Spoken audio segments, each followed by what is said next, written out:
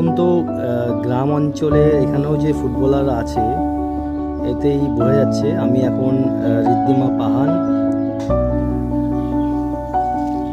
তোমার নাম চলন্তিকা পাহান, এই মানে দুজন একদম দক্ষ খেলোয়াড়। এদের বাড়িতে আমাকে নিয়ে এসছে। খুব ভালো একটা পরিবেশ। ঋদ্ধিমা, কতদিন ধরে ফুটবল খেলছো? 1 বছর। আর তুমি?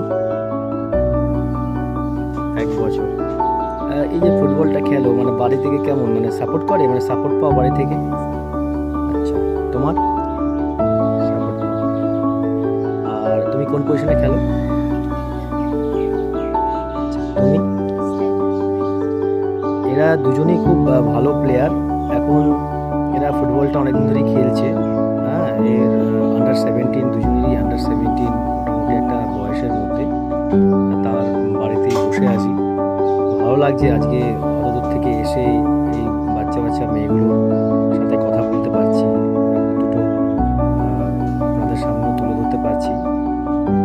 আগামী দিনে এখান থেকেই অনেক ভালো প্লেয়ার কলকাতার ময়দানে গিয়ে সুযোগ পাবে খেলার, সেই আকাঙ্ক্ষা নিয়ে আমিও এগিয়ে যাচ্ছি। এখন আর কিছু সময়ের মধ্যেই ফুটবল ম্যাচ শুরু হবে, টুর্নামেন্ট শুরু হবে, যারা আমরা অর্গানাইজ করেছি এখানকার নেতাজি সংঘ ও গয়েশপুর স্পোর্টস ফুটবল একাডেমি।